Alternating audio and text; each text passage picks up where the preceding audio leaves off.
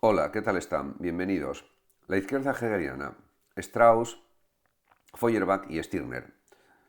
Se puede afirmar que así como la derecha hegeliana es por sus tendencias fundamentales una especie de elaboración de una escolástica del hegelianismo, en cambio la izquierda hegeliana tiende hacia una reforma radical del propio pensamiento de Hegel, contraponiendo diversos puntos y características que no habían sido contemplados de esa forma por el propio Hegel o que no habían tenido un reconocimiento adecuado por la propia filosofía de Hegel.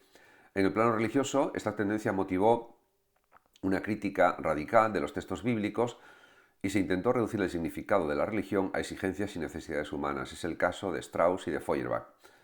En el plano histórico-político, se trató de interpretar la historia en función de las necesidades humanas y se negó el valor directivo de la razón, como pensaba, por ejemplo, Marx. En cuanto a Strauss, cabe decir que nació en 1808 y murió en 1874 y que su primera gran obra, que fue famosa, es su Vida de Jesús, y que suscitó violentas polémicas que se consumaron en el resultado de la división de la escuela hegeliana. Esta obra además fue el primer intento radical, sistemático y completo de aplicar el concepto hegeliano de la religión a la crítica de los textos bíblicos. Por otra parte, también hay que decir que en otra obra suya, La fe cristiana en su desarrollo y en la lucha con la ciencia moderna, de los años 1841-42, Strauss contrapone, diríamos que el panteísmo de la filosofía moderna al teísmo de la religión cristiana. En este sentido, desde su perspectiva filosófica, la historia del dogma cristiano es la crítica del dogma mismo, ya que manifiesta o revela el progresivo triunfo del panteísmo sobre el teísmo y llega a reconocer con Hegel que Dios no es otra cosa que el pensamiento que piensan todos, que los atributos de Dios también no son otra cosa que las leyes de la naturaleza, y que el todo es inmutable, no cambia, y que lo absoluto se refleja desde la eternidad en los espíritus finitos. Se puede afirmar que el carácter naturalista de este panteísmo se acentúa en el último escrito significativo de Strauss, La Antigua y la Nueva Fe, de 1872. Aquí formula 4 preguntas. ¿Somos aún cristianos? ¿Tenemos aún una religión? ¿Cómo concebimos el mundo? ¿Cómo ordenamos nuestra vida? A la primera pregunta responde negativamente y a la segunda afirmativamente. También el panteísmo para él es una religión y dice el propio Strauss: exigimos para nuestro universo la misma veneración que las personas piadosas chapadas a la antigua exigen para su Dios. Nuestro sentimiento por el todo, si es ofendido, reacciona de manera enteramente religiosa. Fin de la cita. De todas maneras, desde la filosofía de Strauss, el todo, el universo, es en esta obra el mismo de los materialistas, o por lo menos puede ser sustituido por él. En definitiva, la disputa entre materialismo e idealismo, dice Strauss, es predominantemente verbal. Ambos se oponen al dualismo tradicional de alma y cuerpo, que es su enemigo común, y aunque uno invoca los términos de átomos y de fuerzas mecánicas y el otro emplea los términos de representaciones y de fuerzas espirituales, subsiste el hecho de que el aspecto espiritual y el aspecto físico de la naturaleza humana son una sola e idéntica cosa diversamente considerada. De hecho, Strauss, influido por la teoría de la evolución de Darwin, se inclina hacia una concepción materialista de aquel desarrollo cósmico que en las primeras obras consideraba como el devenir de la razón, y también su moral se hace naturalista. En consecuencia, toda acción moral del hombre es la determinación de los individuos según la idea de la especie. Realizar esta idea en sí mismos, hacerse y conservarse conformes al concepto y al destino de la humanidad, es el deber que los hombres tienen para consigo mismos. En definitiva, de acuerdo con este ideal, el hombre debe dominar la sensibilidad, pero no mortificarla. En consecuencia, el dominio sobre la naturaleza externa solo puede alcanzarse mediante la solidaridad entre los hombres, y esta solidaridad se realiza a través de la firme ordenación de la familia y del Estado. Strauss es favorable, en consecuencia, a una política conservadora y se declara contrario al movimiento socialista. Hubo un cambio de pensamiento en su filosofía. En cuanto a Feuerbach, es claramente ya un pensador realmente de izquierdas, defiende un humanismo de izquierdas, y si en la obra de Strauss está en su parte más vigorosa, ligada aún al hegelianismo, la de Feuerbach se contrapone vivamente a este y constituye su inversión total. Louis Feuerbach nació en 1804 en Baviera y murió En 1872 fue discípulo de Hegel en Berlín, docente privado en Erlangen, vio su carrera universitaria truncada por la hostilidad que despertaron las ideas que expuso sobre la religión en uno de sus primeros escritos, Pensamientos sobre la muerte y la inmortalidad, de 1830. Se retiró entonces a la soledad y al estudio y vivió casi siempre en Bruckberg. En el invierno de 1848-49, por invitación de una parte de los estudiantes de Heidelberg, dio en aquella ciudad las lecciones sobre la esencia de la religión. La invitación había sido posible por los acontecimientos de 1848 y fue solo un paréntesis en la vida de Feuerbach, que pasó sus últimos años en la miseria en Rechenberg. Hegeliano ferviente al principio, Feuerbach se separó enseguida del hegelianismo y este alejamiento se hizo patente en su escrito Crítica de la filosofía hegeliana de 1839, al cual siguieron, en el mismo sentido, las tesis provisionales para la reforma de la filosofía, 1843, y Principios de la filosofía del porvenir, de 1844. Pero mientras tanto había publicado en 1841 su obra fundamental, La esencia del cristianismo, a la que siguió en 1845 otra igualmente importante, La esencia de la religión. Las obras siguientes no hacen más que reafirmar las tesis contenidas en las dos últimas: Lecciones sobre la esencia de la religión, Teogonía según las fuentes de la antigüedad clásica hebraico-cristiana, de 1857, Divinidad, libertad e inmortalidad desde el punto de vista de la antropología, 1866, Espiritualismo y materialismo, 1866, y el eudemonismo, que es una obra póstuma. Se puede afirmar que Feuerbach comienza por presentar su filosofía o la filosofía del porvenir como la inversión total o el cambio total de la de Hegel. Dice el propio Feuerbach: la tarea de la verdadera filosofía no es la de reconocer lo infinito como finito, sino considerar lo finito como no finito, como infinito. Esto es, poner no lo finito en lo infinito, sino lo infinito en lo finito. La filosofía de Hegel es siempre, desde la perspectiva de Feuerbach, una teología, porque considera el ser infinito, pero una teología siempre en verdad una antropología. Y la misión de la filosofía consiste en reconocerla como tal. En otros términos, se puede decir que Feuerbach admite, con Hegel, la unidad de lo infinito y lo finito, pero esta unidad se realiza para él no en Dios o en la idea absoluta, sino en el hombre. Pero, y aquí se halla la característica fundamental de la filosofía de Feuerbach, el hombre, aún definido por aquella unidad, no se reduce a ella. El hombre es un ser que no puede, diríamos, ser considerado realmente por una unidad, no se reduce a ella. El hombre es un ser natural, real y sensible, y como tal debe ser considerado por la filosofía, que no puede reducirlo a puro sentimiento, sino que debe considerarlo por entero, de la cabeza a los pies. También hay una crítica religiosa contenida en la esencia del cristianismo. En Feuerbach, para él, podemos decir que la religión es un invento humano, Dios es otro invento humano, y en ese sentido, la conciencia que el hombre tiene de Dios es la conciencia que él tiene de sí mismo. Es otra forma de decirlo. Su conocimiento del ser supremo es el conocimiento que tiene de su propio ser como hombre.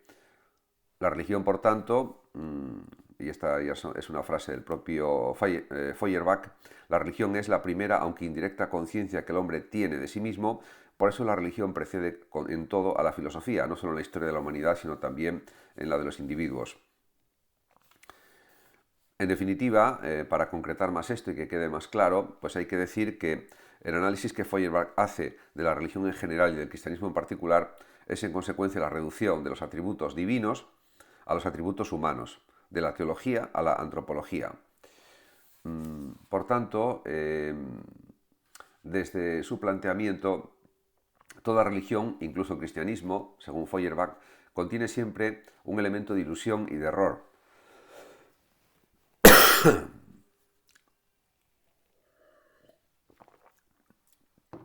Si es el conjunto de las relaciones del hombre con su propio ser, y en esto consiste su fuerza y su potencia moral, considera este ser como si fuese otro diferente del hombre, y esta es su debilidad, el origen del error y del fanatismo.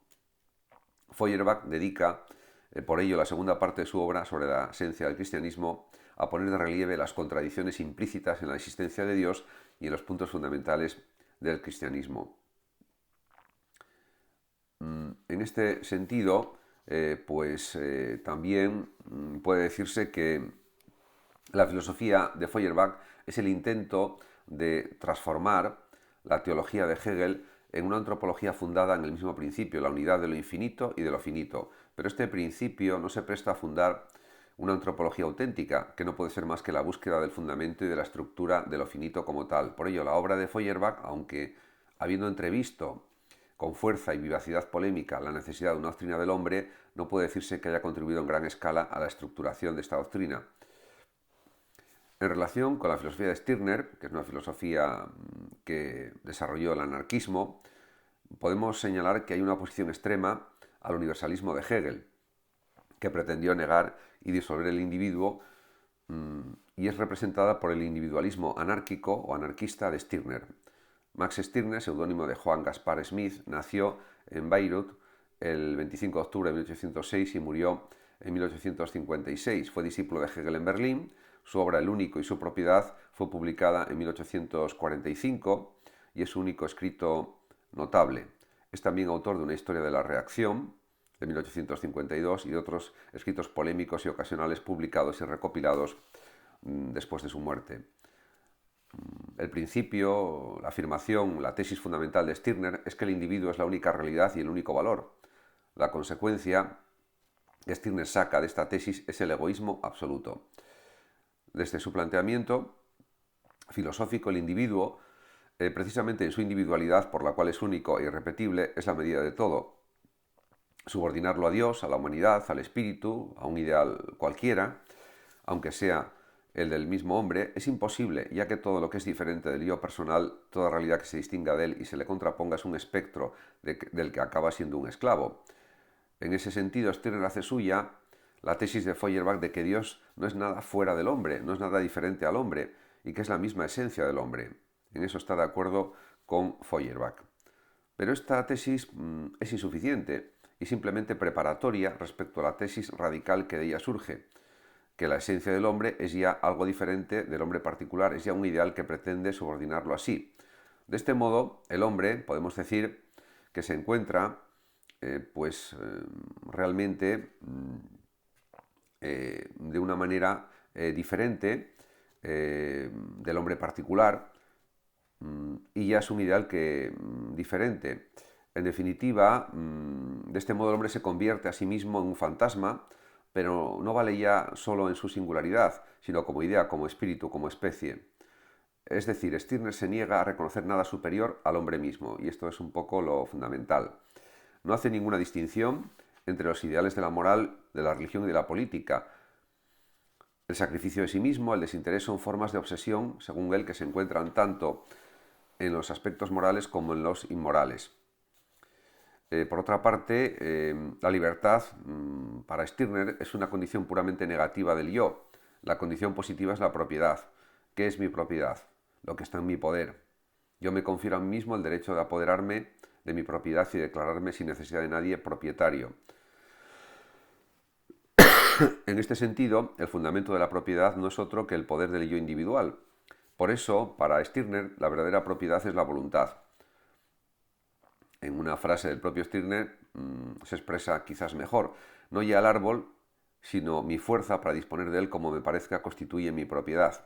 En este sentido, también para Stirner, los sentimientos constituyen la propiedad del yo individual, pero constituyen la propiedad no en cuanto son impuestos o idealizados, sino en cuanto están espontánea y estrechamente unidos con el egoísmo del yo. Las ideas de Stirner, no obstante a veces la forma paradójica en las que son expuestas por él, expresan una exigencia que se reafirma violentamente tantas veces como es negada o eludida, la de la unicidad, insustituibilidad y singularidad del ser humano, del hombre. Y esta exigencia ha hecho célebre el libro de Stirner, que se ha traducido a todas las lenguas en la cultura contemporánea. Pero el mismo Stirner, aclarando el presupuesto último de sus afirmaciones, ha puesto de relieve el carácter abstracto e imperfecto que ha dado a la reivindicación de esta exigencia. Para él, el hombre, el individuo, es un dado, una realidad inexpresable, una pura fuerza natural. No puede ser más o menos hombre, no puede llegar a ser un verdadero hombre como la oveja no puede llegar a ser una verdadera oveja. ¿Creéis por ventura que yo quiero aconsejar la imitación de los brutos? No, ciertamente. También esto sería una nueva tarea, un nuevo ideal. No es posible ninguna distinción, ningún conflicto entre el hombre ideal y el hombre real. Yo, el único, soy el hombre. La pregunta ¿qué es el hombre? Se transforma en la pregunta ¿quién es el hombre? En el que se busca el concepto, en el quién la cuestión está resuelta, porque la respuesta es dada por el mismo que interroga. Desde su perspectiva, el hombre es una fuerza natural, que se expansiona. Esto es todo. El problema no es cómo debe conquistar la vida, sino, según Stirner, cómo debe gastarla y gozarla. No cómo debe formar su yo, sino cómo debe disolverlo y agotarlo. Por eso Stirner acaba su libro con la frase: yo he situado mi causa en la nada.